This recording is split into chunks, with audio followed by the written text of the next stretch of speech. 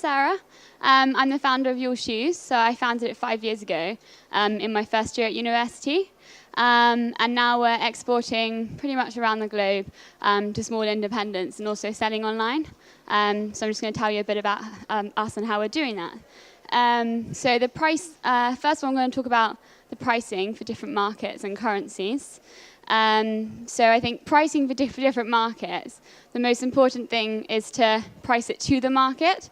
So for instance, a pair of shoes may be £100 in the UK. So if that was converted into dollars, that would be 160. But maybe in America, shoes are a bit cheaper or a bit more expensive. So you might have to price it accordingly to that.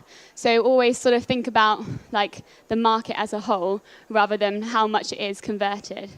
So yeah, that's basically about the currency. And also remember, like, the currency is fluctuating all the time. So for instance, the dollar it's been 2, and now it's about 1.6 or 1.5 actually. So it changes quite a lot. And if you're selling products, say for instance now we're selling for delivery in August, so people are actually buying stuff for us and the prices, and we're quoting about 1.5, but you have to always remember that that could fluctuate quite a bit. So we always put something in the contract saying that if it's plus or minus 10%, we're allowed to renegotiate the prices, because it's very important. Otherwise, you might be selling something for like less than cost price, and no one wants to be doing that. So with our currencies, we used to always use the bank by doing our transfers, and then we realized that it was actually a lot cheaper to use another company. So at the moment, we're using World First, and their rates are amazing, and we don't have to change the money straight away as well. So for instance, if we have a sale in dollars, they can hold the money in dollars for us, and we don't have to have a dollar bank account, which is really good for us at the moment because we don't want a bank account in every currency, because that would just be really expensive. And it's a lot cheaper than a bank. Right, so the second point is trusting overseas buyers. This is always a really, really tricky one because it's like trusting a human being and someone you don't know. So if you're going to give them credit terms, then obviously it's very difficult. But we always believe a sale is better than no sale, and if you have a good instinct that it's going to be good, then I guess you can go for it. But you can also insure against it, which some people do. There are quite a lot of companies that may already be dealing with the company, and they may already be insured against, so that's something that you could do. And the best thing is if you're exporting, which is what we always tend to do, is payment is by pro forma. And then if they're a pretty good customer and after 2 seasons they're paying you up front, then you can negotiate maybe 30, 60 days.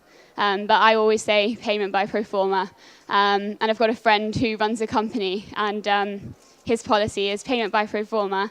And he had an order from Rolls-Royce, and Rolls-Royce said, no, 30 days payment. And he said, no, what makes you so special than anyone else? Payment always by pro forma. And Rolls-Royce paid by pro forma. So absolutely, always by pro forma if you can.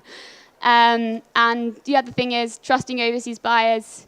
If you really can't afford to be paid, then don't take the risk. I mean, that's the end of story. Like, if you can't offer the credit and go without being paid, then just don't do it.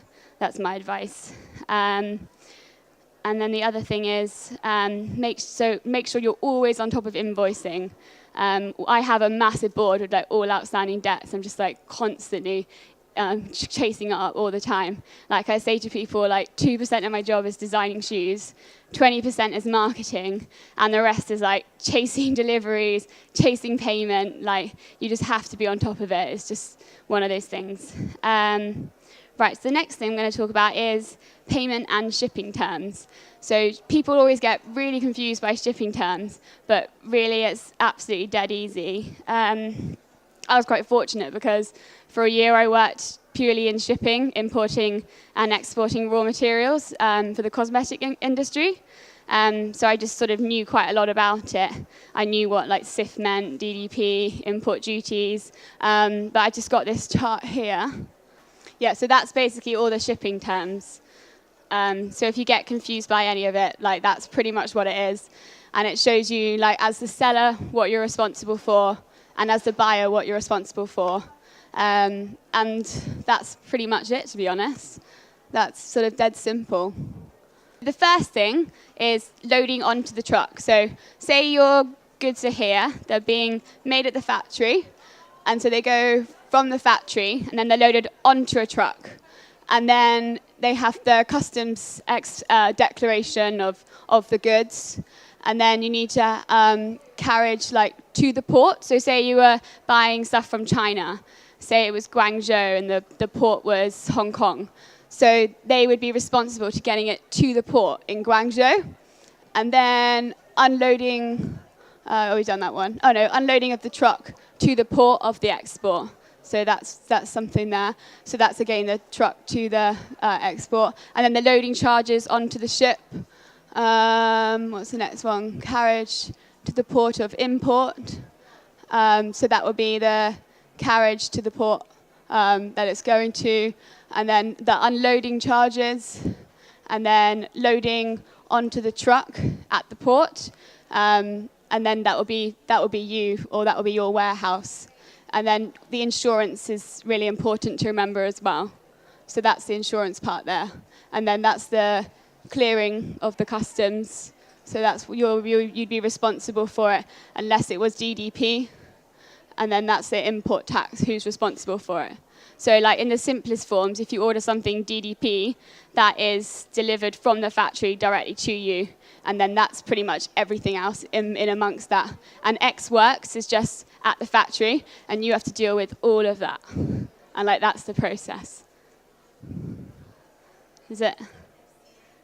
Oh, FCA. So like that you're responsible, so the seller is responsible for that, and then you become responsible here. So you have to be responsible for all of that part. Does that make sense? Yeah? You can talk to me after if you want. World First we use. Yeah. Okay, and then on to the last bit, understanding export license requirements. Like I said before, I spend my whole life like filling in paperwork. So I think getting a relationship with a really good delivery company, someone that you can trust and who knows all the paperwork. There are quite a few out there. We use one called Courier It. And like the girls in the office just answer the phone straight away.